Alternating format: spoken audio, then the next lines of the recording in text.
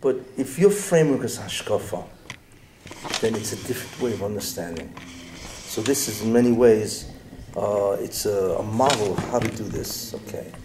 So how do we understand this? Really begin to think yourself. I mean, what happened this week is clearly extraordinary. We're not looking at even a regular storm. We're looking at an extraordinary act of weather, aka nature, aka God. It's what it is. So the fact that it hit 11 states, 7 million people were out of power. It's a lot of people. That's the entire state of Israel.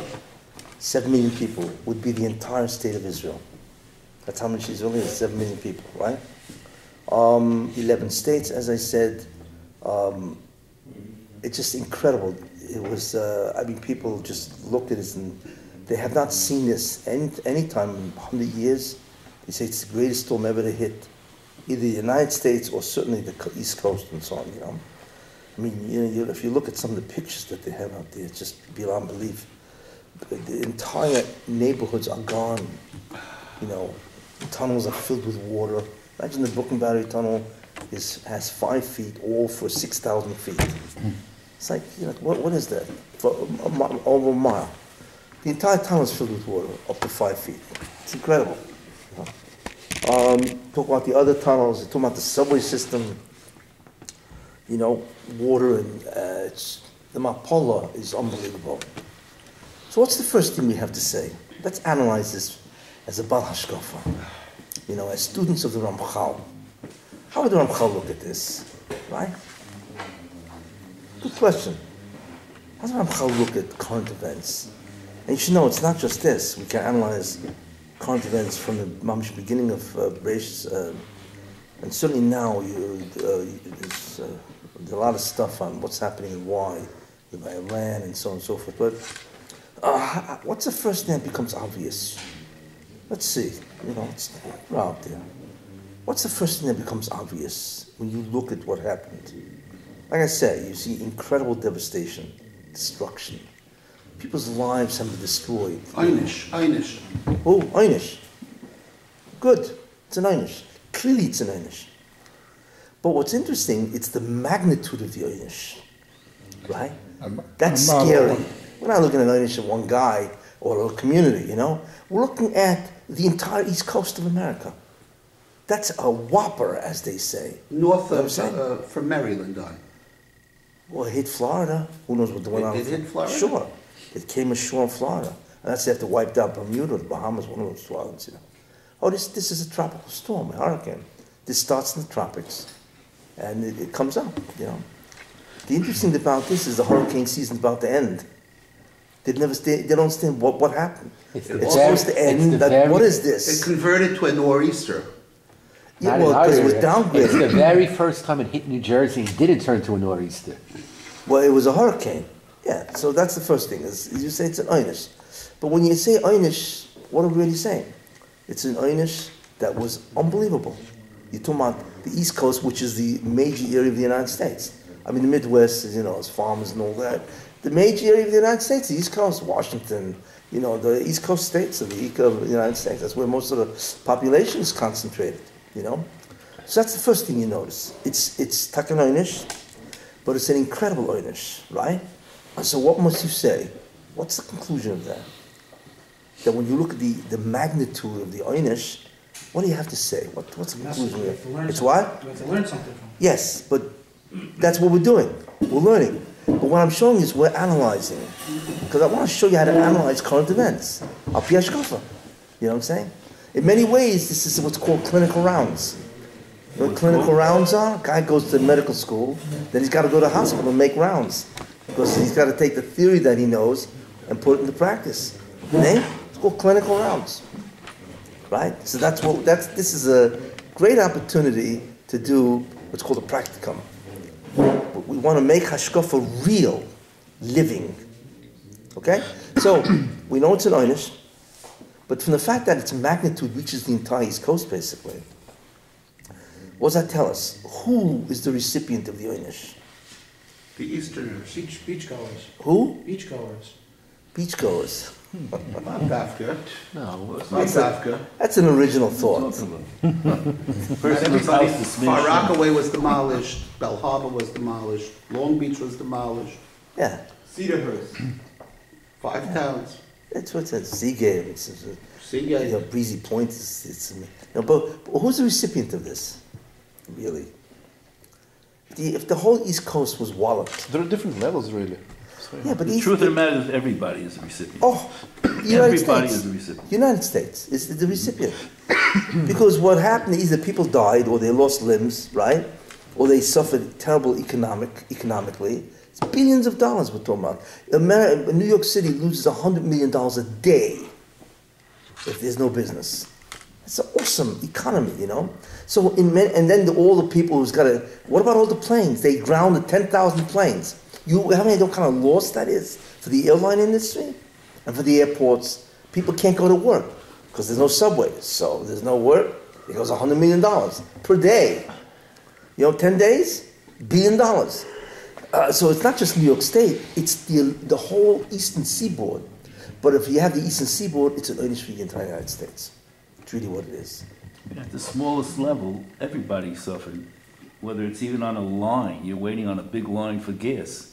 Yes, you're losing time. See what's going on with gas lines? You're wasting your time. Mamash, yeah. And it's the anxiety that you're hoping by when time to get to the pump, there's going to be gas for you. You have to wait 4 hours. There are people getting up at 4. There are people getting up at 4 a.m. to get online because it's a nightmare. The last time I remember this, I remember this happened once before. You remember? 1973. Yeah, with the embargo. The embargo. It was 1973. Remember that? Yeah. Like lines like it's almost 40 years ago. It's 39 years At ago. least Baruch Hashem, there wasn't as much anti-Semitism this time. In the 70s embargo, every second car had a sticker. If you're cold, burn a Jew. Burn a Jew, yeah. Whatever. It's Yeah, more than that.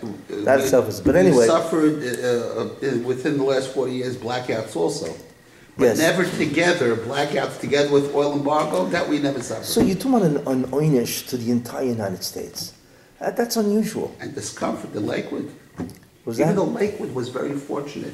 Yes, that we they were got- very fortunate. That I don't know if there was any flooding here. here. Of the It was really much But less it was rain discomfort. and warm. Well, my lights are off, heat's gone. I mean, you can't sleep in your house anymore. I just went to my house, 58 degrees there.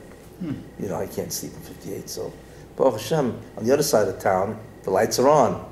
So is the heat. So I'm headed after this. I'm headed west. And so on. It's extremely uncomfortable. It kills the schedule because you have a routine. You learn. You hang around somebody else's house. What do you do? But it's an oynish. That's the first thing we learn. Okay. But what does an oynish mean? When you see an oynish, in general, but clearly for the entire United States, what was Shoilet? Din. Who? Din. Exactly, it's Midas Adin. You're looking at an unbelievable display of Midas Adin. That's what you look. I mean, the reason for Inish was a while ago already. We're not even It talking about the happened. reason for the Onish yet, but I'm just trying to show you what the Anhoga is, right? Remember, you analyze a current event, right? So it's an incredible display of Midas Adin. That's unusual. A bunch of usually doesn't do that. It has Midas Adin to one guy, a community, okay. But the United States, what kind of Midas Adin is that? And that's akin to a war. A war between Medinas is Midas Adin, of the greatest magnitude. And a world war is Midas Adin of the entire planet. I mean, that's, what I'm saying? But that's unbelievable. The Chavetz Chaim calls it, the Russian is Idon Rischa, a time of boiling. It's hot. Dinim. That means there's tremendous kitrugim. Whenever you talk about Midas Adin, what are we really talking about? Kitrug. There's no such thing as a din without kitrug. That's the way the Bezin Shemaina functions. There's a kitrug from the Satan, right? And therefore, the oynishes or the din is, they have to be punished. So you're looking at a tremendous shlita of Midas Adin. Okay? So we got oynish, the entire United States, and an incredible display of Midas Adin. That's what Shoilet. Okay? Working our way up. Right? This is called hashkafa practicum. Okay? Great. What's next? What do we do next? What message? What's the message? No, what's an oinish for, probably? What's the Einish for? What's for? What do we do? We've You done know what I'm saying? plenty. What? We've done plenty. We've done plenty, but I think the Rosh Hashanah always gives us a way to interpret this.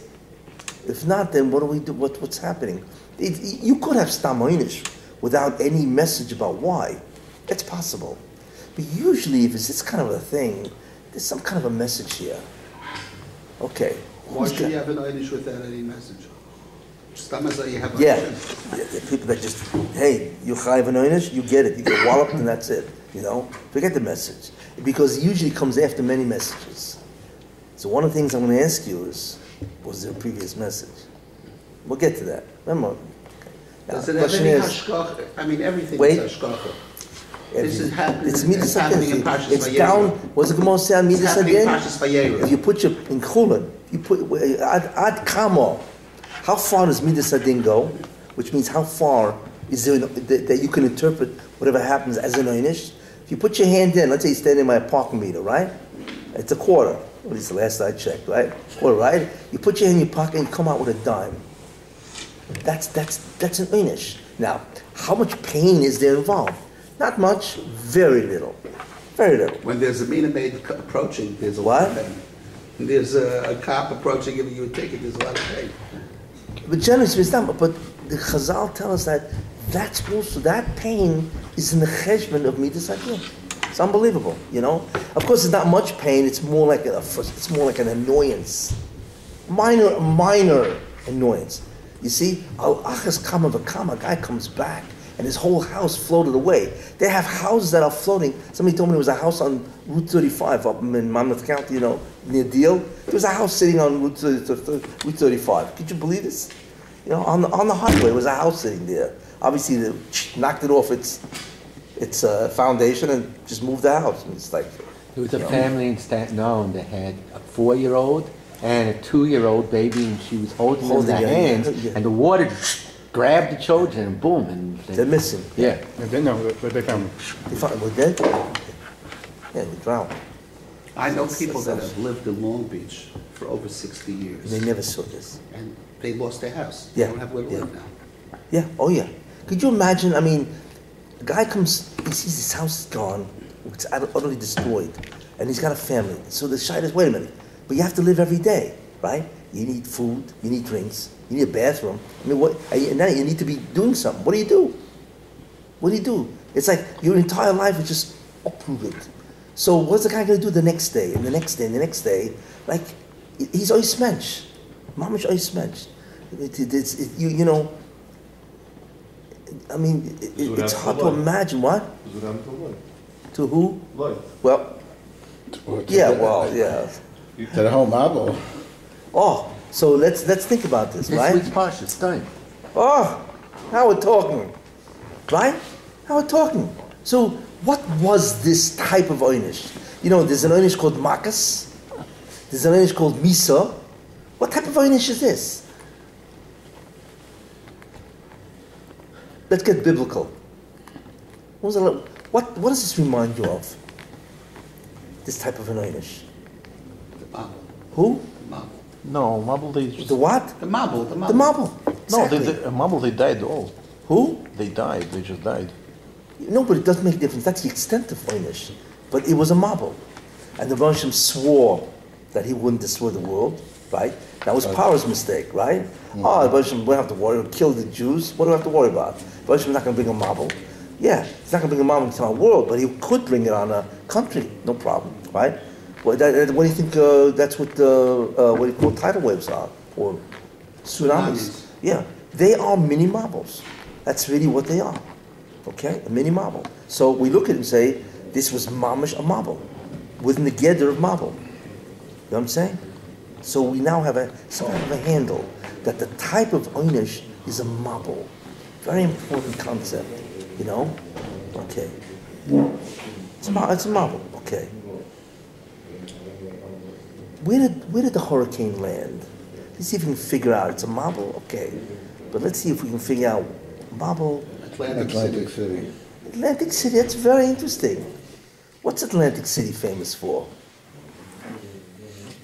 Not for you, Shemayim. Gambling. Gambling's nursing.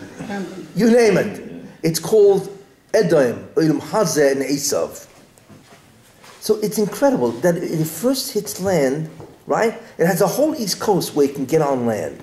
Because once it gets on land, that's when the destruction really begins, right? And where does it wind up? It wound up 8 o'clock, Yom Shlishi, right? Tuesday. It lands 5 miles south of Atlantic City. Not 5 miles north of Atlantic City, 5 miles south, right? And just wipes out Atlantic City. Wow, it's interesting. What does it tell you? That it's a marble that has something to do with what? With that kind of a lifestyle. When you think about it, like Atlantic City, what kind of lifestyle is that, right? It's all, whatever you dream about hashchasa, that's what it is. You sum it up in one word, it's hashchasa. What's hashchasa? Corruption.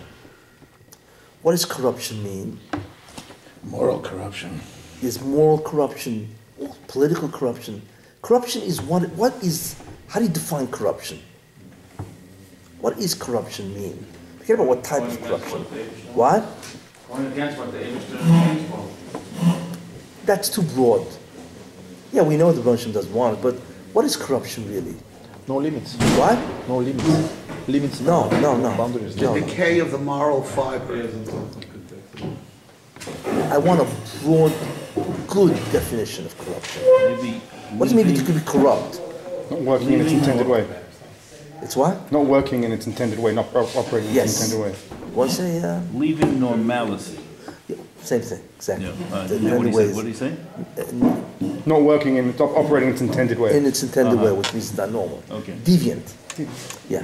Corruption is a deviancy, right? For instance, political corruption. What's the deviancy? Very important because these are your Soviet concepts. When you say a politician is corrupt, what are you really saying?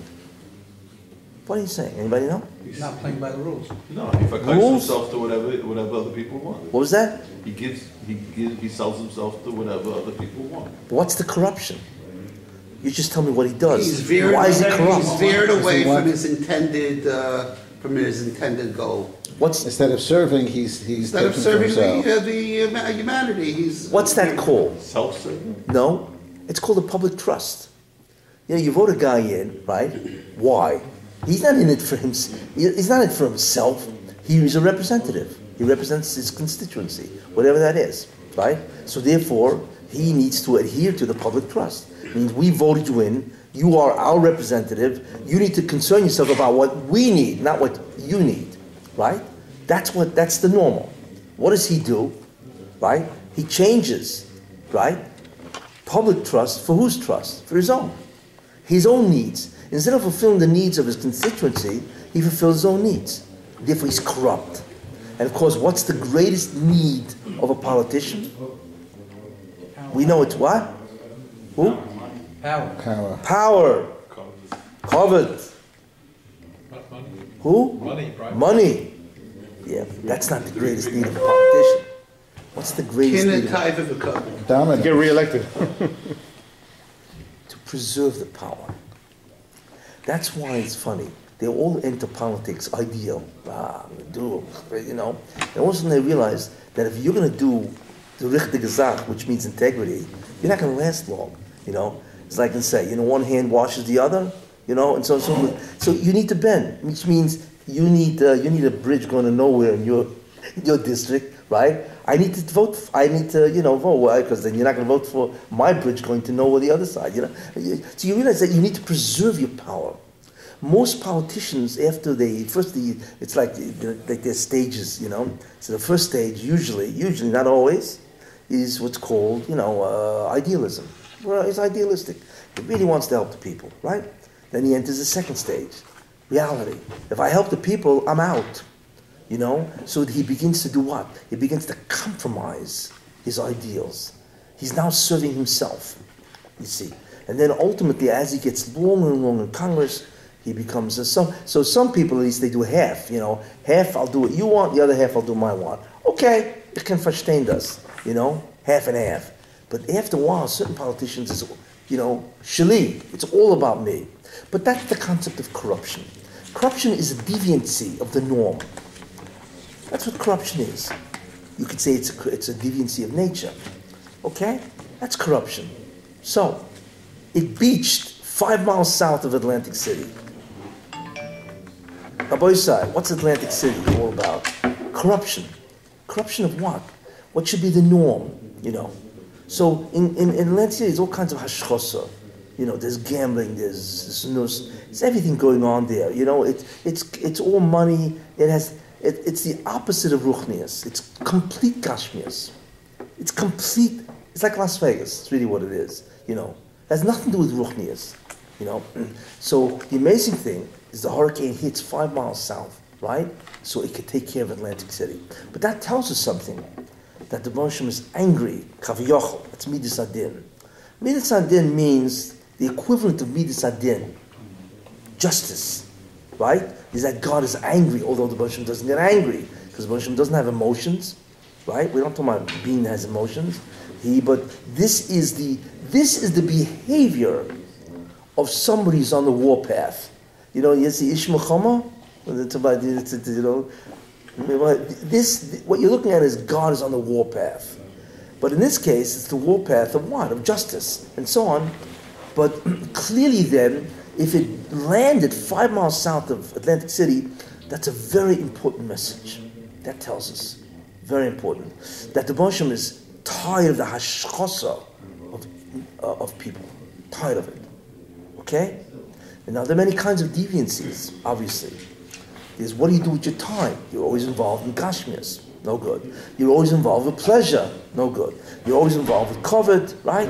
You're always involved in zima, mishkav zocha. This is what it's all about, right?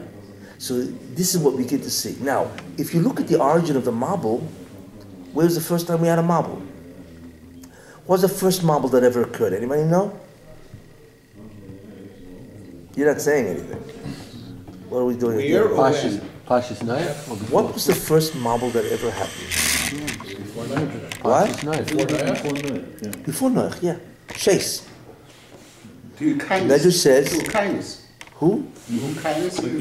Okeanos. Yeah, that's the Atlantic. Yeah. The first mabul that ever occurred, the Medrash says, was it flooded 1/3 of the planet. Wasn't the whole thing. That was the warning. And that was the Yimei Shais. You know? Then, of course, they continued their nonsense. So then it flooded the planet. But there's always a warning, which is interesting. There's always a warning, and therefore that was the first mabul, right? Then, of course, the great mabul, which is the great deluge, as they call it, and so on, was Noach, you know? Why did Noach happen? What's the siba for the mabul? Hashchosa. Complete deviancy of normal. It wasn't a normal civilization. Yeah, you know? Hishchis. But it was hishchis in many ways. It was hishchis in terms of kos kolbos, or it was shuni hamin.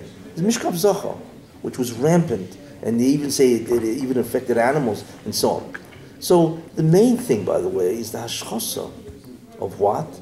Of that generation. And Moshe said, listen, civilization cannot survive this way. Therefore I must destroy it. Which was a tremendous display of midas hadin. Okay. So therefore we apply it today. If you have a mabul today, right, it must be for the same reasons. Why is a mabul used? What's the logic of that? Why is a mabul used when there's hashchosa? Remember what's hashchosa? Deviancy. Deviancy of the norm. So what's the logic of a mabul if you want to admonish somebody who is deviant? Give me the logic here. Mataya. Who? Mataya. Mataya? That's cute. Mikvah. It's a thought. Are you talking in particular about the mabul Noach's time or in general? In general. Yeah. Anybody know? What? It wipes out this. It's another hashchasa. Roll back creation. I want to tell you something. The Moshe doesn't, if the Moshe wanted to wipe out, he can just send a plague. It's very quick. You just send a plague and they're all dead. There are all kinds of bacteria and viruses out there. It doesn't need a flood.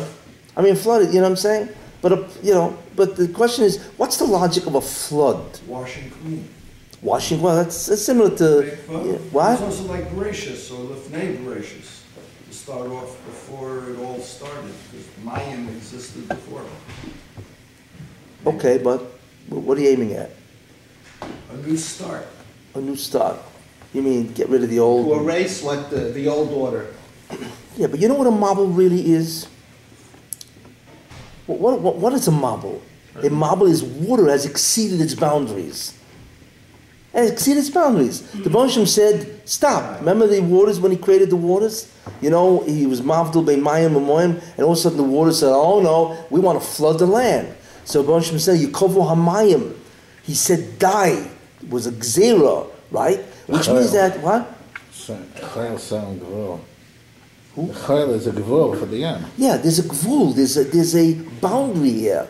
So when the waters come over the land and floods, what is the water essentially doing? Going beyond its boundaries. That's called a deviation, isn't it? That's it. So what the Baruch Shem is saying, you guys have gone beyond your boundary. That's nature. Isn't mishkav zocha? You guys are going beyond your boundary. So it's mida keneged mida. That if you guys go beyond your boundary, right, then the rear goes beyond its boundary. You hear the mida keneged mida. That's what it is. That's the logic of a marble, right? Water goes beyond its boundaries, you know. It's not supposed to be on land. It's supposed to be in the water. You cover on mine. What kind of business is this, you know? But what happens is if the mida keneged mida, if you go beyond your boundaries, which means there's a gvul, you're not supposed to be doing this, right? Then the world, the physical reality or nature will go beyond its boundaries. You hear the concept?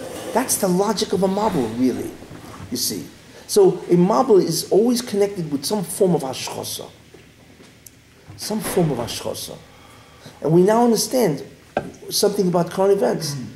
5 miles before Atlantic City, that's what it is. You already can begin to see. You see what I'm saying? They just passed. So it's a very important concept. The concept of what is a marble, the concept of hashchosa, the concept of a marble as a mida keneged mida, the concept of midas hadin, justice, the concept of kitrug, and the concept that the recipient of all this is the United States. They just passed the gay marriage bill. That's awesome. But most people weren't hit by water. What? Most people weren't hit by water. Very small amount of people, compared to very small amount of people were hit by water. But it's not just the water; it's what the water causes. Repercussions. It's not the water; it's wind. It's mostly The wind causes water. No, the repercussions. No, the economic repercussions. Economic repercussions. $50 billion. How much? What do I estimate now? 50 5-0? Yeah. Yeah. No, but it's not water. It's wind that causes it. It's wind, strong wind, not the water. No, it's water. No. Water will. There's only two things that will move the oceans. There's only two things. Well, what caused a lot of the destruction was the wind, not the water. No, it was the water. But the water would move because of the wind. The wind Because of the pushed wind, yes. the water harder, But greater. The yisoid really is the water. But what moves water? There's only two things that will move an ocean. What is that? Tide and the wind. Who? Tide and wind. Tide is one. Gravity. Wind is another. Moon. Gravity? No. Tide Who? the moon. Ah, what's the greatest mover of water ever known? Who? Earthquake. An earthquake. Earthquake is much worse than a wind. That earthquake that happened was in 2005 by Thailand. Remember that earthquake?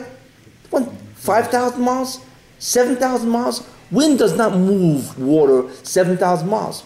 You know, if you ever look at a bathtub, you know what is an earthquake? A bathtub, right? If you take your hand, you go right on the water. What does it create? A wave.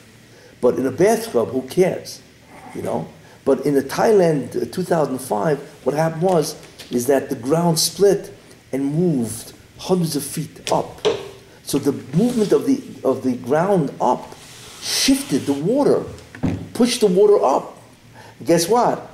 That energy of the planet severing and moving up, it split, right? I heard Indonesia moved like a foot. You want us to move Indonesia by a foot or something like that? I mean, it's only a foot, but it's Indonesia, you know what I'm saying? So that created a wave because it pushed the water up. That went from how many miles? 5,000 miles, 7,000 miles. And wiped out, killed 250,000 people, and did untold damage. Nothing beats an earthquake. Nothing. Wind is nothing compared to an earthquake, you know? Which is interesting, because there's a Yerushalmi that says that somebody came over to Eliyahu Novi, or whatever. So he asked him, Lomin is da zeh haaretz. I think it's in Brachos. Who? It's also in Bavli, in Brachos. In Bavli? Okay. I saw it in Yerushalmi. But anyway, normally is why are there earthquakes? Hashem drops 2 tears. Well, that's one of the Stuki said that, and then the Stuki was really right, but he said he was wrong, so people should follow. That doesn't tell you the chet. So you know what Eliyahu Navi said to him? Mishkav Zacha, homosexuality. Earthquake comes because of, and the same concept. It's a gvul. Hey, the land is not supposed to go up and down. It's supposed to stay there. It's the same concept. If man violates his nature, what should be norm, then nature or physical world will violate the gvul too. Because land has a gvul, by the way. You know what I'm saying? Land has a gvul.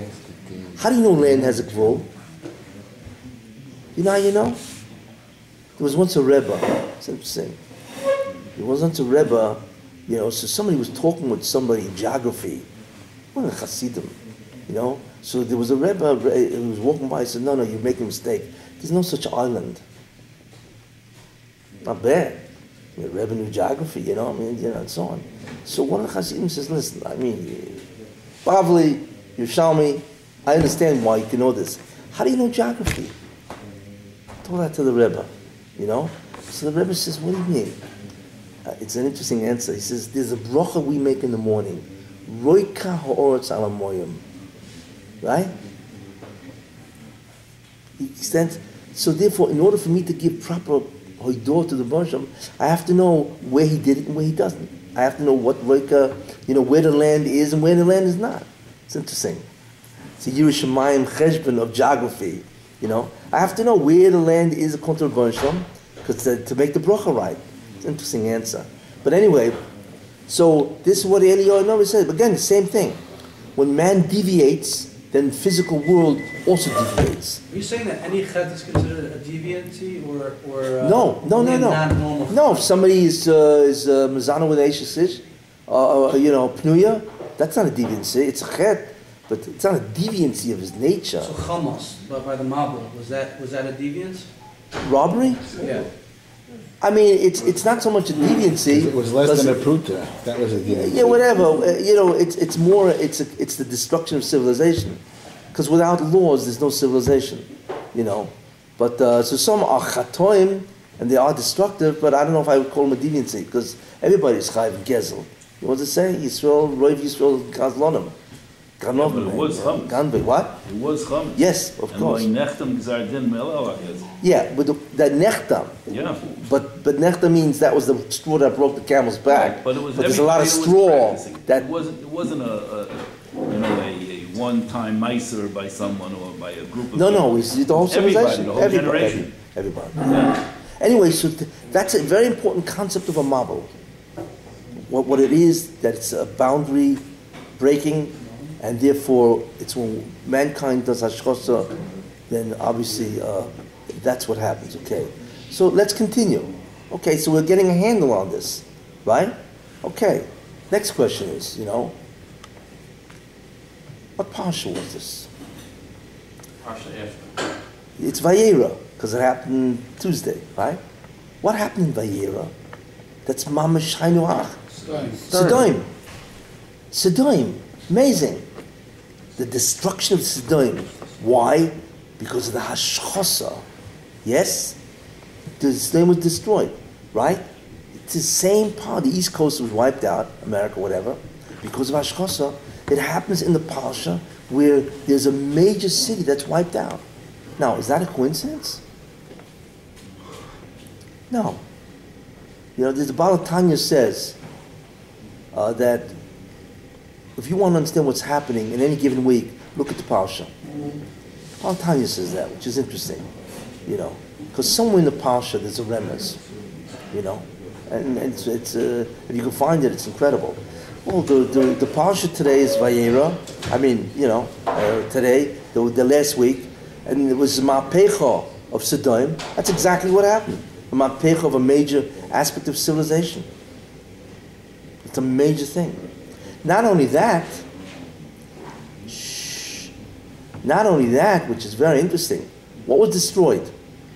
Sodom. Yes? How do you spell Sodom? How do you spell Sodom? Samech Daled Mem. Vov Mem, whatever. Without but there's no cholim there, right? So it's Samech Daled Mem. Yes. Now, we know that the mem and the nun switch. Yes? Mem and nun switch. Those two oases can switch. That's a grammatical rule. There's certain letters that are interchangeable, like tov and shin. Like the word woman is isha, but in Aramaic it's itza. The shin and the tov switch. Many times. How do you say ox in Hebrew? Shor. How do you say ox in Aramaic? Tor. There you are. Shin and the tov switch. What, switching or just two different languages? No, they actually switch. In the same language they switch? Well, Aramaic is really Hebrew. It's really what it is, you know. But anyway, so a mem and a nun switch. Okay, so we spell Sodom samach daled mem. Let's switch the mem for a nun, because a mem and a nun switch. Samach daled nun. Tell me, who can figure that out? What? What's the spell? I mean, just change choices. Switch niceties around. What? Switch niceties around. Yeah. You have samach nun daled. What is it? Sandy. Isn't that interesting? I find that to be very interesting. You see also that he washed their feet from the choil, from the sin. That was the avodah zarah. Choil, yeah, okay. There was avodah zarah. Yeah, but it's interesting that Sodom, if you take the mem and the nun switch it, it actually spells sandy. I find that very, very interesting. But anyway, you don't have to. This is like, take it or leave it, as they say, you know. But it's interesting. But in any case, so this we see is going on, okay? Now, what is also fascinating is I was listening to the radio because you want to hear what's happening in your state, and there are people that were watching rainbows. They said, "Did you hear that on the radio? It was incredible. What's a rainbow?" Where the Rebbe says, "I really want to wipe you guys out. But I won't because I swore, and the rainbow reminds me." And they're watching the rainbow and they're admiring. One guy even saw a double rainbow. What was gewalt geschrien, as they say. It's incredible. That's mamash. There's a rainbow. That's the message to the people in the flood. I really would have wiped you guys out. The reason why I'm not doing it is because I swore. And they're watching the rainbow. That cannot be a coincidence. You see, can't be a coincidence at all. Where do you see this before? Did this ever happen before? A flood take out a major area of the United States? Louisiana. Katrina. Do you know why Katrina happened? Yeah, that's the... Louisiana was a major state of that's not why it happened. Although it's interesting because they say the same amount of people was displaced, whatever. The Bayou, the Big Easy is like Atlantic City. It's like Atlantic City. New Orleans is famous for that. Do you know why? If you think about why did Katrina happen, really? I will tell you. Very interesting. It was shocking because it's like I held the Rebbe Shem was Megala to me. It's like I couldn't believe what I was reading.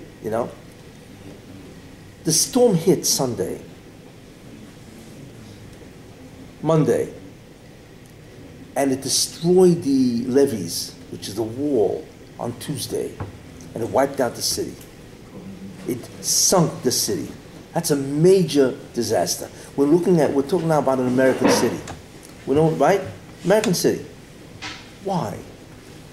Because the incredible thing, New Orleans, there's a lot of hashchos in New Orleans.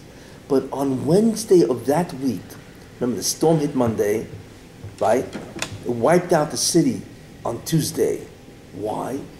Because on Wednesday, there was supposed to be a major holiday for that city. Do you know that? What the holiday was supposed to be? What? Mardi Gras. No, not the Mardi Gras. Not the Mardi Gras. Worse. Although it's hard to imagine it worse than the Mardi Gras. You know what Wednesday was? It's unbelievable. The gay pride parade? What? The gay pride parade? The festival. Yeah, there's once a year New Orleans has a festival holiday. It's called Southern Decadence Day. I mean, the name itself says, what's Southern? I was stunned. Southern Decadence Day. Oh, So decadence, I mean, it's already right? What's the decadence? Where anybody who wants to do anything mitzad zimo, it goes in the streets. You can do whatever you want. Mishkan Zocha, it's irrelevant. And the cops look away. It is a legally sanctioned day of absolute zimo. And that was supposed to be on Wednesday. Believe this? It's called Southern Decadence. Oh, just check it out. Southern Decadence Day was supposed to be Wednesday, when there was going to be a complete abandonment of the rules of civilization.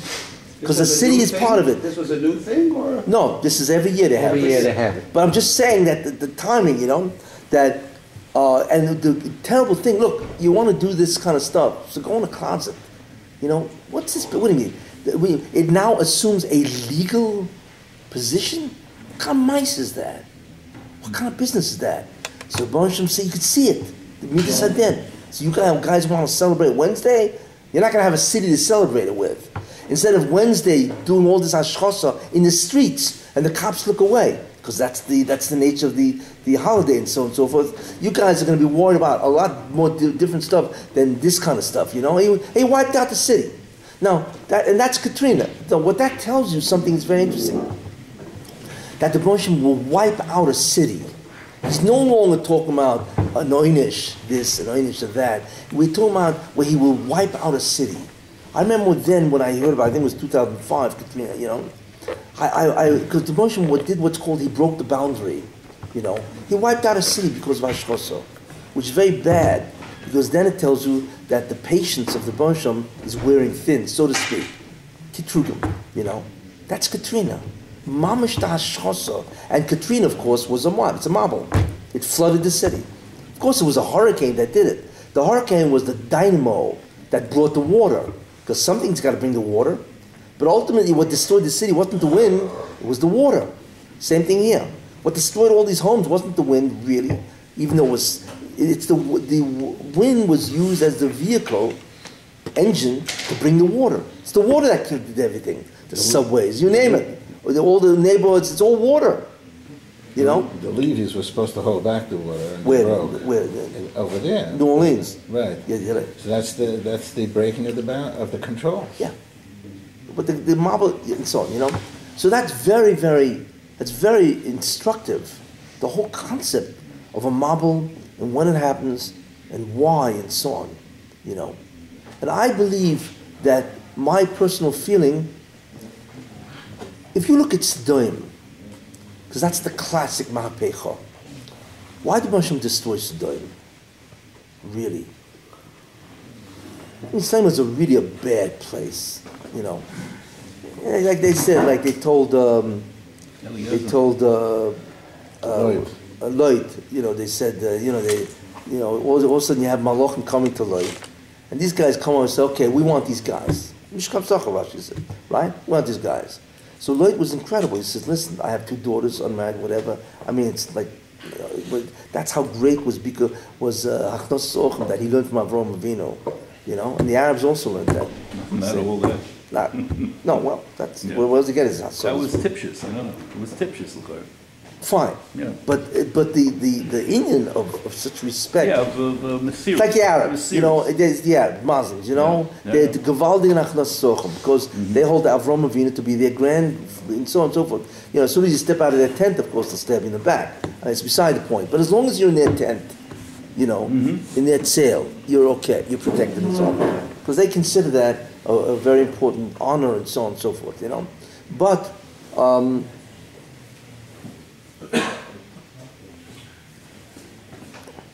what was the major concept of Sodom? It was Hashchosa. But I believe it was Nechtam Dinam on what? On that girl. She gave that poor man food or whatever, and then they covered it with honey and the bee stung her to death. And say, what is that? What was the avla over there?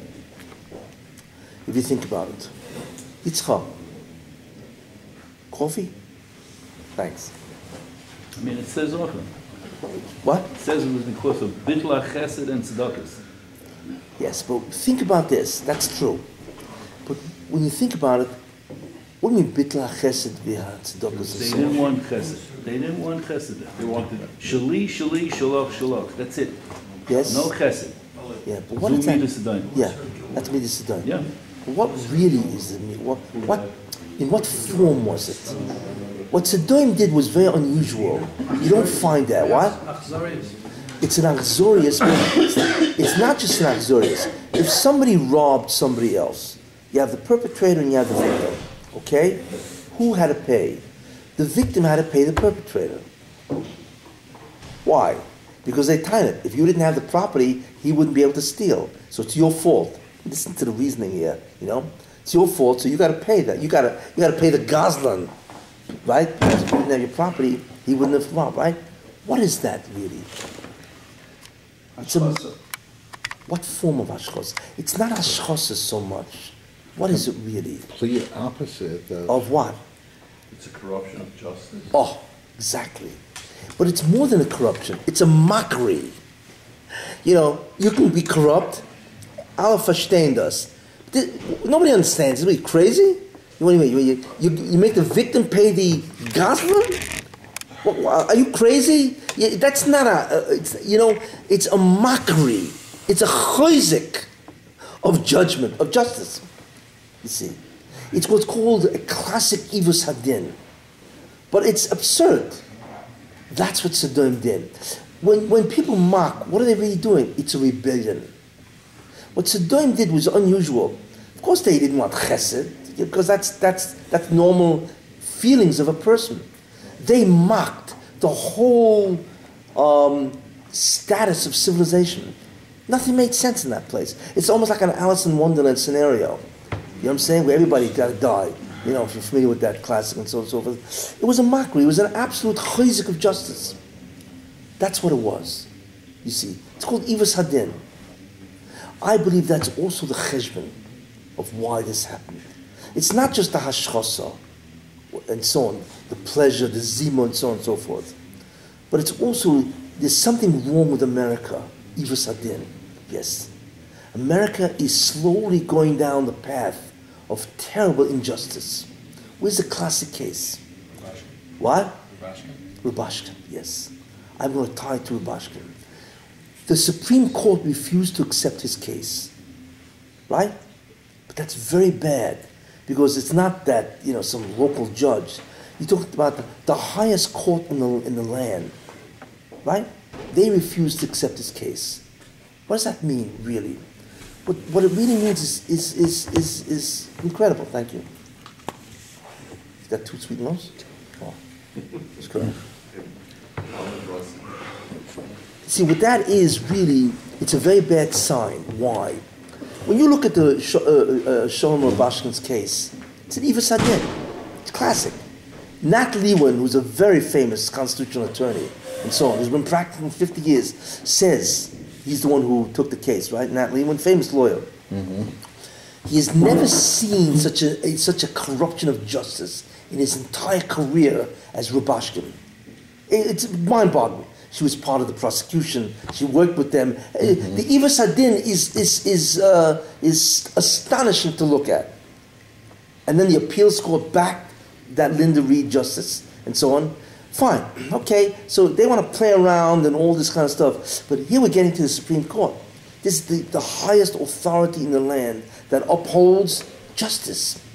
Now, what's the problem with Rubashkin? There's a very big problem b'chlal. I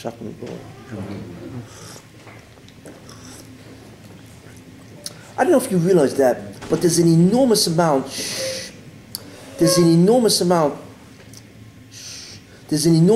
prosecutorial abuse. I don't know if you realize that. The federal government is involved in an incredible amount of abuse. There are books written on this. All of a sudden the federal government, whatever agency, the Attorney General will go after you. You can't afford to hire a lawyer for half a year. These guys have we pay the taxpayers, pay the Attorney General. But the average citizen doesn't have that kind of money, so what does the guy do? He can't fight the federal government because they can go on. Look at Pollard. They can go on and on for years and so on. So what do? You give up. You say, okay, either you plead to a lesser charge. They got you. You're finished. And not only that, There are federal prosecutors that they want to score. That's what they want to do. They're not interested in justice. They're interested in victory. That's not dinim. I mean, if you think in Chazal, the Sanhedrin, when they pasqued Misa, they used to fast. Can you imagine the Supreme Court fasting? It's unheard of, you know? But Chazal, you look at Sanhedrin, you look at the Midah, the Toiv, you look at the heritage of Klal Yisrael, when one Jew has to die, and clearly he has to die because there's Edom, there's Hasron, there's Edom, and they're killing him wantonly. So, but you look at the sorrow that you gotta kill one Jew that they fasted and saw, you know, and how many Chazal would dismiss themselves as a judge. You know, there's stories that, you know, what concept of sheikhad, how far it reaches, you know, where if the guy you're going to judge just gives you a shalom aleichem, you got big problems. You got to recuse yourself, which means you got to step aside because that's sheikhad. Because there's classic Gemaras in Sanhedrin on that, you know. Look what the Torah says. Leisikach sheikhad ki ya'avin chachomim yisalav divri tzadikim and so on, right? And you took a look at these federal prosecutors. What kind of a mishpat is this? You guys crazy? You know? What are you sending Rubashkim to prison for? Justice screams out that this case is a complete incompetence or corruption. But it's not just this case. The federal prosecutorial system is abusive, and it's your dua. So here's a chance for the Supreme Court to use this case as a platform to mop up the filth. This was a classic case. That's what many people were hoping, that they would use this case not just for Robashtim, which clearly is abusive or corruption of justice. It's really a mockery of justice, okay? But you could use this case as a vehicle to transform the whole federal system and say, you guys got to stop this. Victory isn't the goal, right? It's innocence or guilty, whatever. Justice is the goal. They refused to do it. They refused. The highest court in the land, okay, desecrated the concept of justice. And I am making an accusation. Yes. The highest court in the land of America, and America holds itself to be democratic and justice, violated the canons of justice because they refused to take that case. Not because of Rubashkim. Could have been anybody. Go ahead, it doesn't make a difference. Because they could have used that to set the record straight. That the justice system stinks. There's no justice there anymore, you know. And if one guy is abused and he's got to go to prison or dip his hands in his pocket and pay $1 million for something he really didn't do, but he can't fight City Hall, as they say, because he doesn't have the money, that alone is a churban for justice. I believe that one of the things that's sealed, because that's what Sodom was. Sodom is not just Mishkav Zochar. The old Noach generation had that problem, you know. But what Sodom was, and it was next, the Midas Hadin was sealed because of that girl. It's not just Chesed. Are you guys crazy? You know what I'm saying? What do you mean Chesed? What kind of justice is that? It's not Midah Keneged Midah. You killed a girl because she happens to be good to somebody, you know. A civilization cannot survive without justice. It's one of the Zion, Zion mitzvahs, justice. It's the end of it, you know. So my feeling, okay, looking at all this, is that one of the reasons why this happened is not just because of Mishkav Zochar, which, by the way, New York State matted, and if you know it, they made it legal. Yes, it's now legal, and so on, right? It's not just that, but it's also the incredible abuse of justice that is done in the United States, and certainly in New York and so on. So my read of this is that the United States stepped out of its bounds for both reasons. Stop permitting deviancy or zima, mishkav zochar, homosexuality. Cut it out, because a civilization cannot survive this way. And the justice system, you can't do this. Either you have justice or I'm coming after you. And that's what happened. You've stepped out of your bounds. Civilization cannot exist. So what the Bereshit says, guess what? This civilization can't exist with this kind of prosecutorial abuse. So therefore, guess what? I'm going to destroy the civilization. That's what a Mabul does. And it did a fabulous job. It destroyed civilization. What you're looking at is an interference in civilization. Houses gone, right? No subway, no transportation, no economy. What did God do? He interfered with civilization, right? Why? Because the United States is guilty of 2 infractions that will destroy the civilization. That is my read. Go ahead. Can I ask you a question? Sure. Maybe it's too premature, I'm not sure. But, I mean, first of all, the question is, who is the Einish directed to? United States. Yeah, that's what I heard from you. Yeah. But And unfortunately, part of the question unfortunately, was, is it directed at us also? okay, Part of the good, question. good. But primarily, if it is directed at the United States, do you feel that this is going to rectify the problem? You mean, will this remove This whole the Ketrugim flood and everything that Hashem brought? only if What they... is the purpose? Just to give them a patch? Or for them to realize, to have a korah in what they're doing? I want to tell you something. It's interesting. What you asked, very Yeah. interesting. I want to say, anybody hear the radio? I'm sure people listen to the radio because you got to be tuned in to what's happening with New Jersey, New York. I mean, it's mamish, you know what I'm saying? Mm-hmm. Did anybody hear the word God mentioned once? No. Did you notice that? I was waiting. Mm-hmm. Nobody mentions the Ribbono Shel Olam.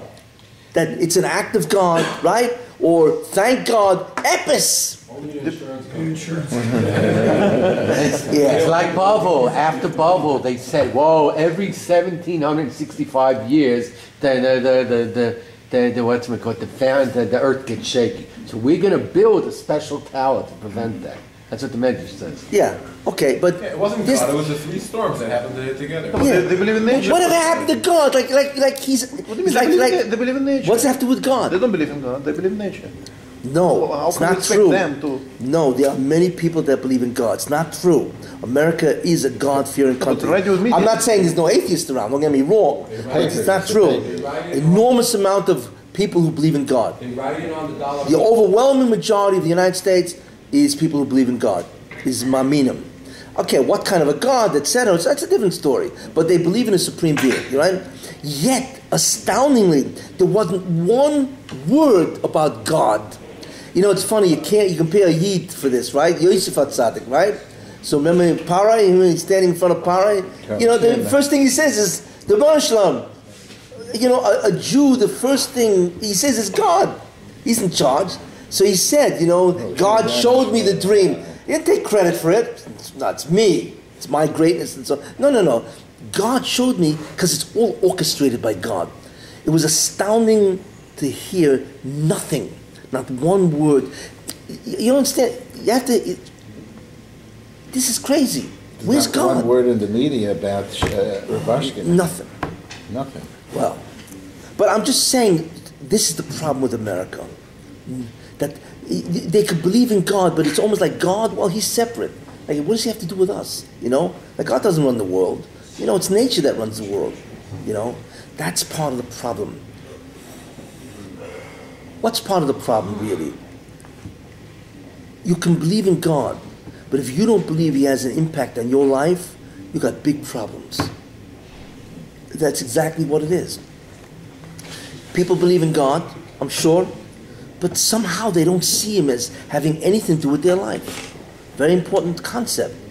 And I'm just saying it's illustrated, you know? Like the classic is the World Trade Center, right? Unbelievable. Yes? Did Bush mention God once? No. Nothing. Did he ever ask himself, why did this happen? Not one word. It's an amazing thing when you think about that. You know, nobody says that, well, maybe the Ribbono Shel Olam is angry at us. Whatever. There's an Einish. He's angry. You know, nothing. I found that to be astounding. Yeah, but the Democrat Party also voted out God from the Yeah, we voted out God out of the platform. out of the platform. But anyway, so what God says is, hey, hi. Hi, I'm going to remind you guys that I'm around, you know? And so on. Would you add Bloomberg's ban on Tzitz B'Peh to the... Yes. Yeah, Vadai, sure. But I look at Sodom and Atlantic City as the major models, or the major message, because it came on shore 5 miles south of Atlantic City, right? And then you have the whole concept of Sodom, That tells me something. So that tells me that the two major, my read of this, is the hashchasa and the ivus hadin, both of which mean civilization cannot survive. What about the The proximity? says, listen, can't survive anyway, I'm going to wipe it out. And he did. He interfered with the ongoing process of civilization. What about the Yeah. proximity of this to the... Anyway, what? What about the proximity of this disaster to the presidential elections? You see any... Well, that's the question. you What's see the... any message in that? I can see several ideas in that, in terms of what does that have to do with the elections. One, if you think about it, you know, if some guy has no electricity, right? He's got no water, no heat, no electricity. What's the last thing on his mind? Voting. Yes? He's got a lot, he can't get to work, so he's not making money, you know. There's no heat, no light, no electricity. You know what I'm saying? The guy's stuck on in the high-rise buildings in Manhattan, 30th floor, and they have no water because you need a pump to bring the water up 30 flights. They have no water. They can't flush their toilets. I mean, it's mamish, and they can't walk down 30 flights because then they can't walk back up. It's a churban. You know what I'm saying? So, does this guy thinking about voting? No. So who does that hurt? Oh, so which states, the red or the blue states, got the impact? The blue states. The blue states. Well, who's the blue states? Obama. Exactly. But I see So that. you say most of these people out of electricity would have voted for Obama. Well, they would have voted. What's the problem? You just drive over to the voting booth, right? But now you can't vote because who's thinking about voting? Well, Obama's a big. I can't even flush my toilet. I'm going to worry about voting for Obama? He's a big hero now, taking care. He's Big hero. And they say he looks presidential. Yeah, sure, yeah. Once in his life. It's not going to save him because if you don't vote, you don't vote. Hey, I don't care what you look. Nobody's New York and New Jersey, if his they're not blue turning states red. are not coming out, They're not turning he's red. not going to make it. That's number one. The second thing, that's the first far. That's the first far. That's an election far. That this is bad for Obama. The Republicans might take the stand. The second thing, yeah? What was that? Is all of this hashchasa and ra because it's mamish of Nadia's Mashiach and it's coming with such Yes, force? yes, that's right. Payback time. It's called balancing the books before the business closes. You know, everybody wants their due. You feel Tax that collector, the bills, right? Everybody, oh, you closing down? We want to get paid. This is payment. Do you feel that the tsunami... Now, the second thing is this, in connection with the elections, okay? So the first thing is, most of the states that got hit are the blue states, Democratic. These guys are for Obama. Like I say, they're too busy worried about their lives at the present time. Not going to worry about voting for Obama. So it could be that the turnout will be very poor democratically, you know?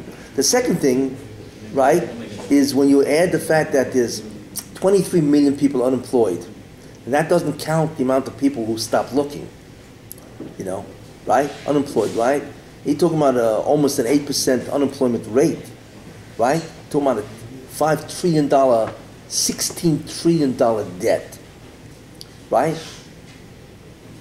And then you add the fact that I have no electricity also.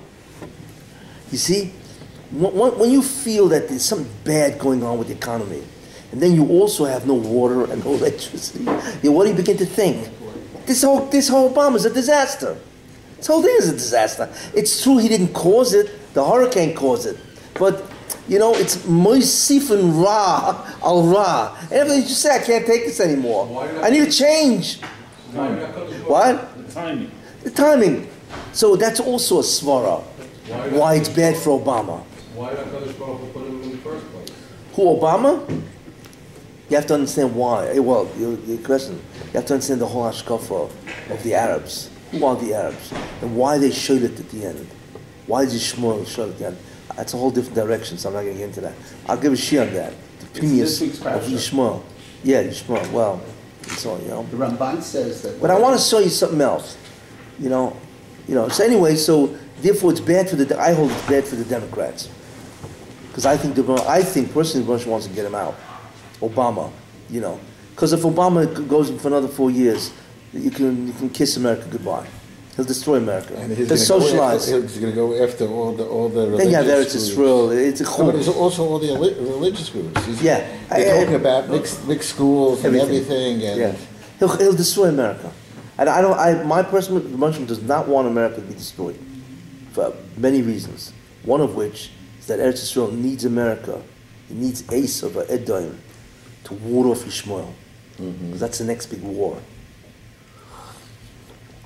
So, because who saved Eretz Yisrael in World War II? It was America. America entered the war, destroyed the Nazis in Makrimam, right? They saved the Jews. Who's America? Edom, Esav. So the Moshe used Esav to save the Yidden. That's a schus for them. That's one of the reasons why they're always wealthy and so on. In terms of America, you know. So there's a tremendous war coming up. That's the war of Yishmael against Klal Yisrael. And Moshe needs, you know, and so on. That a lot of things connected. But I want to do one more thing with this. So I'm giving you a handle on current events.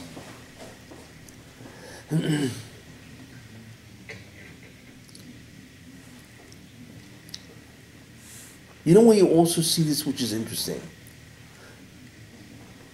If you look at Parshas Noach, okay, what happened in Parshas Noach? There was a marble, right? And we know the reason for the marble, basically. It's hashchosa, the hashchosa. Gezel, it's hashchosa, mishkam zocha, shinoi min, you name it. It was going on, right? Right after the marble's over, what happens? Right? What happens? Noach plants a vineyard. He drinks, gets shikah, and he's drunk. And he's out, right? And he's undressed, in whatever manner, right? Along comes Chum, right? It's a machlokes what Chum did to his father. Okay, either he had a mishkav zoch with his father, or whatever. Canaan. What? Canaan, son of Chum. No, it was Chum. No, Canaan gets the klala, not Chum. No. Canaan the descendants get the klala, but it was Chum who did it, not Canaan. It's Messiah, so No, so the shayla is why did he curse Canaan, but it's not Canaan. It's Chum. Ham. Right. As they say, right? Ham. Ham is Chum. Hey, I didn't make this up. Also steht. Also steht geschrieben, right? Yeah. Oh, so what happens? So Chum does whatever he did. What's more likely is that he wasn't Masaris, his father. That's although it's a shita like that, it's highly unlikely because, like, you know, and so it's more likely that he, in English, it's called sodomized. Mishkav Zocha. But how would that solve his problem? Wait. So Noach wakes up and he realizes what happens. So he curses Chum. Curses Canaan. He curses Canaan, which is the descendant of Chum. Yeah, but whatever that is, the shaina is, why did he curse him? That he should be an eved. He said you'll be always an eved to your brothers. You know what I'm saying? What's the logic here? What do you mean an eved? You know what I'm saying? An eved doesn't yarshin. He was worried about the Yerusha. An eved has no Yerusha. Okay, but you have to think more opinionistic, more deeper. What's the logic of Avdus? What's that have to do with Avdus? You know, you want to make the guy suffer, so tell him, you're always going to be poor. You know what I'm saying? You're going to be poor, you're not going to have money, you know, you'll be on welfare the rest of your life. There are ways to do something, you know, you'll be sick, you know what I'm saying? What's Avdus business? You're not Subjugation. Yeah. Yeah, but why that? There are many, you want to curse a guy and make sure he's going to have a hard life, right? There are many things. Sickness, right? Suffering, you know, no money, etc. There are many ways a guy can suffer, right? Why Avdus? Okay? What was that? What he did? He made him into Kilo and Isha.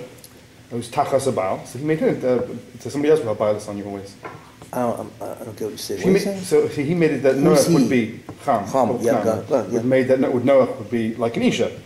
Because he subjugated to the Meister. Either way. Or he was sodomized him, either way. What does that have to do with Avdus? Because an Isha is always Tachas Abal. So you are always going to also be.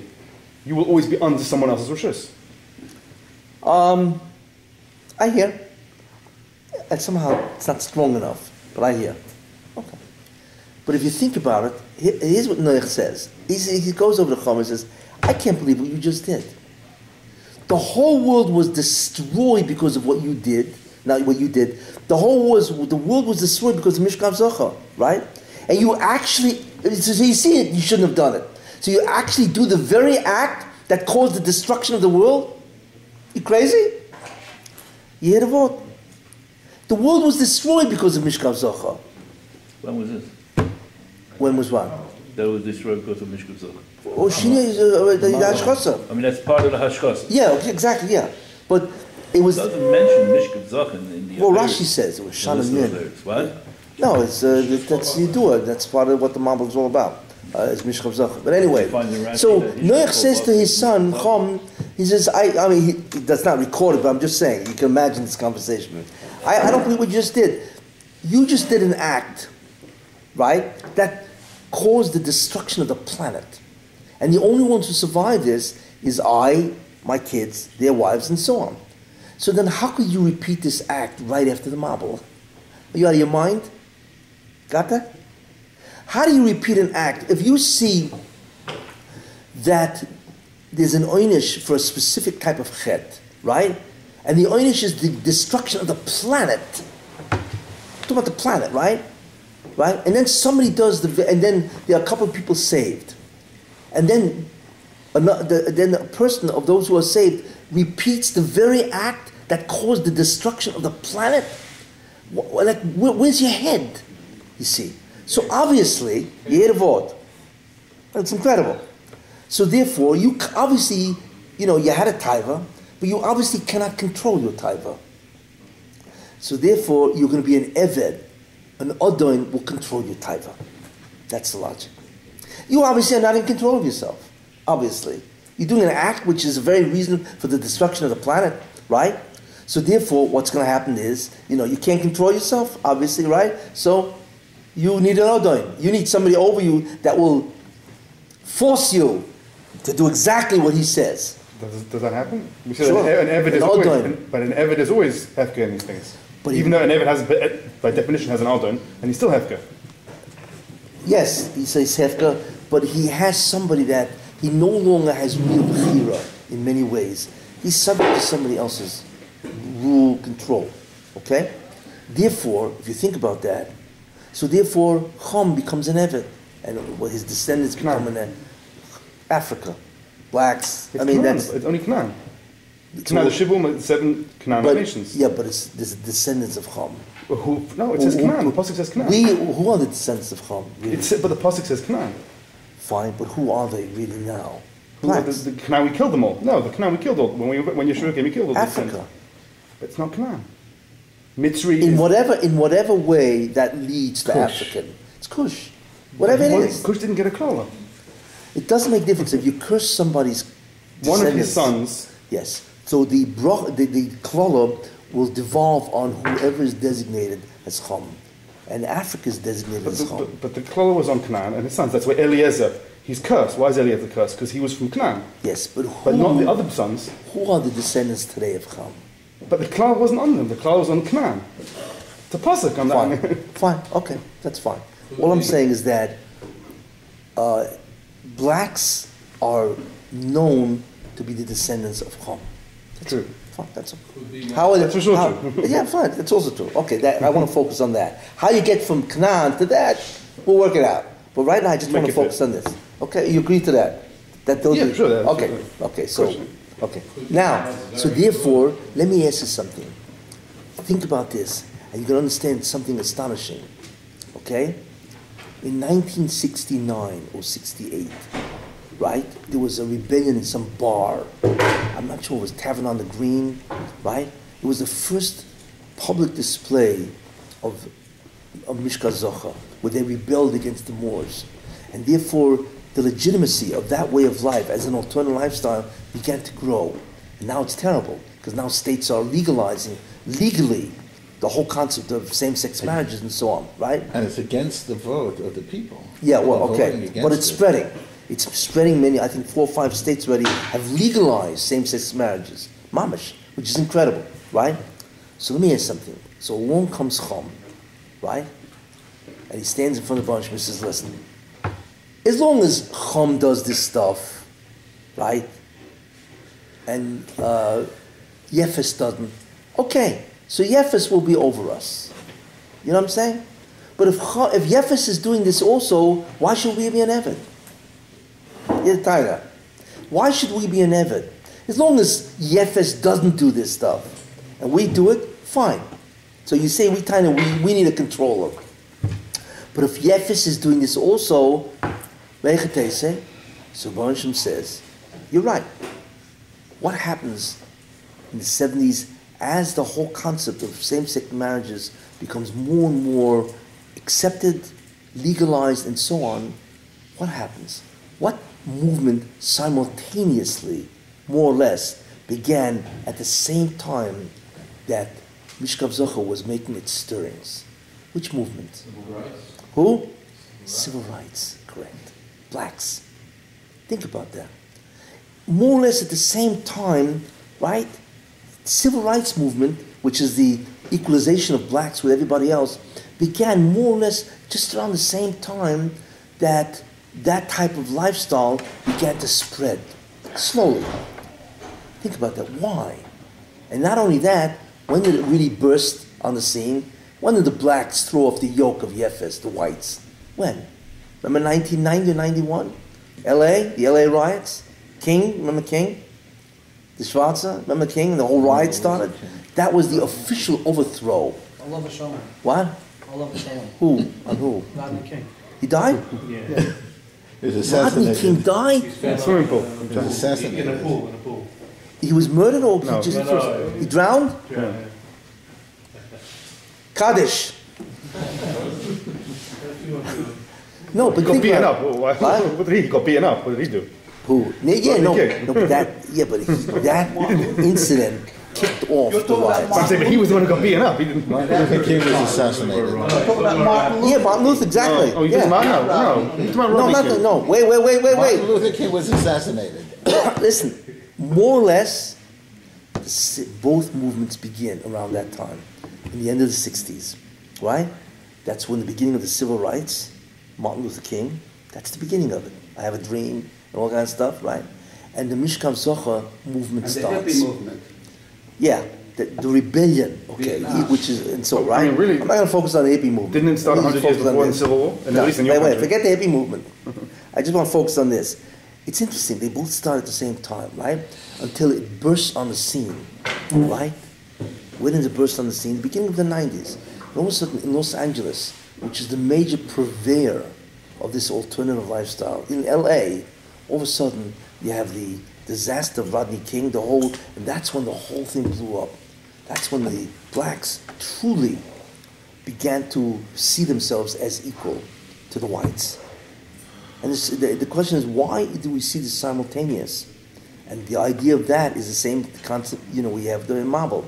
Because Chum said, listen, as long as you feel that we have no control of ourselves, fine, I understand why we need an Odoin. Who's the Odoin? Yefes.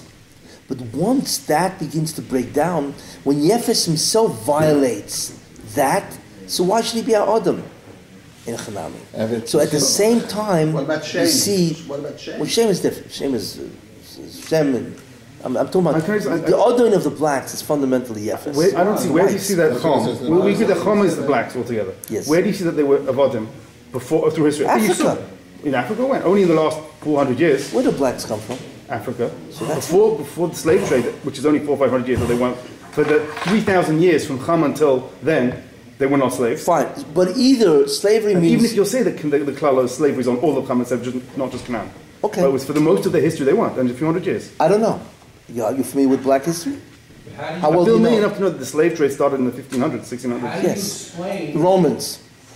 Why? Romans had slaves First of all, everywhere. There were more Jewish slaves than black slaves by the Romans. Wait. No, I don't know if that's true. But anyway, The price of slaves dropped to nothing. I want to tell you after the- something. Africa was the dark continent for most of the history of mankind. Right? They were. You look at the civilization of Africa. It's a dark continent. It's incredibly, the civilizations of Africa are tribes. It's like the lowest form of civilization. You compare Europe to Africa for thousands of years, right? Right? Or even South America was way over Africa. Africa was always in the mamash, the bottom of mankind's civilizations, you know? You know what I'm saying? So therefore, blacks were always used, if they can get into Africa, they were always used as servants or whatever, or slaves or whatever. I'm not saying it was always like that, but that gezerah is either gezerah of adnus on top of them, right, or impoverishment of civilization, one or the other. Either way, right? Why is a mace considered? Excuse me. Why is a poor man considered a mace? The four things considered is if they're called judicial equivalents.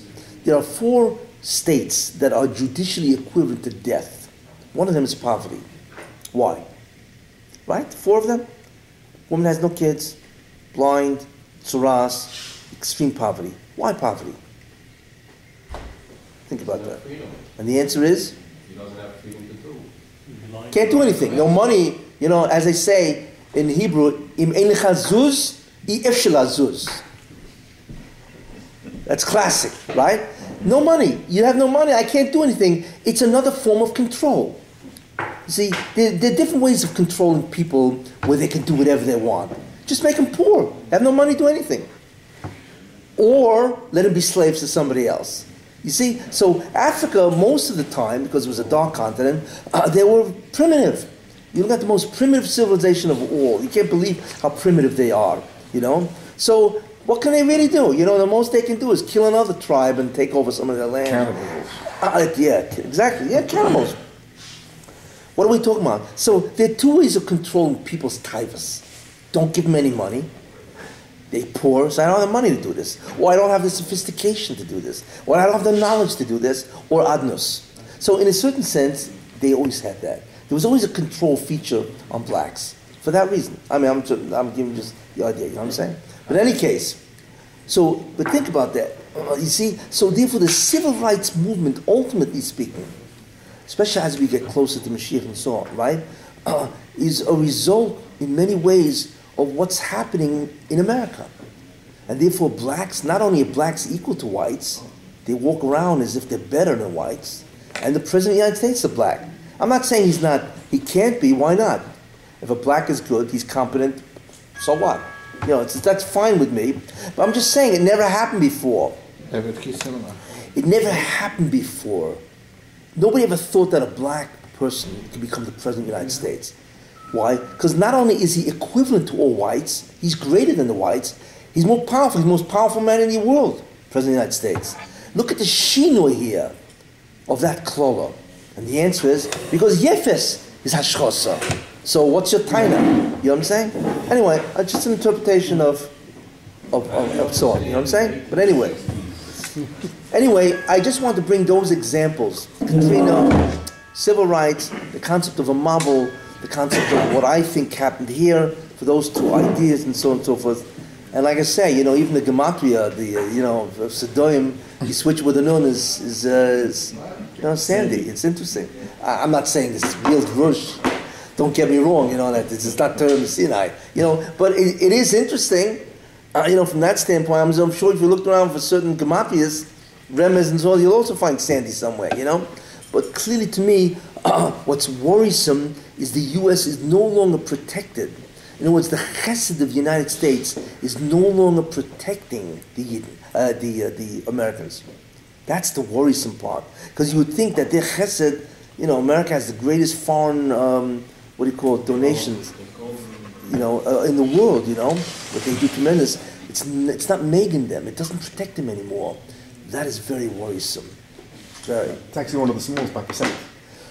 It's one of what? It's one of the smallest by percentage of GDP spending. America gives less per percent. No, but when you compare them to other nations, yeah, because they're bigger countries. They give more. But they give. Japan doesn't give anything. What does Japan give for foreign aid? It's like a joke. There are many countries that are better off. They don't give foreign aid. Yeah, token. America gives a wealth of money. Most European countries give much more as a percent. But But it's the dollars that count, not the percent. You're right. For your percent, it's 15%. Right. But if $15,000 constitutes your 15%, but Meiser is Meiser, not a number. So. Whatever. But you know what I mean. The Geld, who cares what your percentage is? The freedom is becoming. Not that what was that? Not that this is a class in politics, but no, it's not. It's a but class I just wanted of to raise translating hashkafa into real current events. That's what it was. I just want to ask a question. Yeah, go ahead. I just want to ask a question. That's why I said it's not a class in politics. Because my question that in the higher ups in government, what you said is a profound thought about what's happening and turning in American law. Yeah. What do they think on the higher levels of government about all this? They must think about this too, don't they? I mean, the corruption in the what do they think? Yeah, the corruption in the judicial system. What do they think about it? I mean, don't they feel like it's going down the tubes too? Let me ask something. Yeah. Obama goes to sleep every night. Yeah. How does he sleep when there's a guy called Pollard? 27 years for what? Yeah. The injustice is so stunning, Right. The average sentence that's given out for his crime, which is spying for an ally, right, is 4 years. He spied for China as well. Mm-hmm. It's 4 years, right? He's there 27 years. And everybody's screaming already, enough is enough, Right. So how does a guy who has the power... The CIA won't let him do anything. Even if he wants How does to, a guy... We're looking at what? Bush did nothing. Clinton did nothing. How do they go to sleep? They know it's unjust. And the answer is, I'll tell you what the answer is. The answer is Heintige Parsha. Okay. That's where it is. The answer lies in today's Parsha. What's the answer? Avram Avinu. Yes? He goes to Plishtim, right? And he looks at his wife, Sarah, who's obviously a very beautiful woman. He says, listen, you need to lie or else we're finished, right? You need to say, you're my sister or else I'm out, right? Okay. So she does, and then, of course, the Mashim says, if you touch that woman, it's curtains for you and your whole, and so on and so forth. So Abimelech, he says, what do you want from me? So Mashim says, I know, you didn't know. I'm telling you now, be careful. You're treading on bad grounds, right? Okay. So what does he do? He, of course, gives it back, and he comes running back to Avram Avinu. He says to Avram Avinu, I don't understand something. What'd you do? You almost caused me to do a terrible sin, And now he said, we don't do this kind of stuff from this place. What'd you take me for? That's what he says, basically, to Avram Avinu. What? Yes, what does that mean? We're civilized people here. That's what he's saying. This is a civilization. This isn't Africa. It's not a place where it's a hefkevel, Good taina. So Avram Avinu answered him, unbelievable answer. What did he answer him? He said, I took a look at this place, and I saw Ein Yiras Elokim b'makom hazeh. What kind of answer is that? What's God? What? Was that? That's it. That's the consequence. Yeah, but what the first part? What does Yiras Hashem have to do with that's why I told her a lie. So they're not God-fearing, but they're humans. There's a civilization there. Forget about God and religion. What about humanity? There, people have that feeling of it's got to be a civilization. But Avram Avinu said a murdered zach. He says, you don't understand, Avimelech. Every politician or every person in government is doomed to corruption. Why? Sheikhad. Because ultimately you're going to look at your self-interest. You see, self-interest is the great sheikhad of all politicians. Because in the end, they will have self-interest. Either power or pleasure or glory, right? Or covet, right? Or preservation of power. These things act as sheikhad. What are they really? They're sheikhad. They cause you to deviate and corrupt yourself. Why? Because of self-interest. Let's use the caption called self-interest. Yes? So what Avram Avinu said is, listen, if you become a politician, you're a king or whatever, you're finished. It's only a matter of time until self-interest will govern your behavior.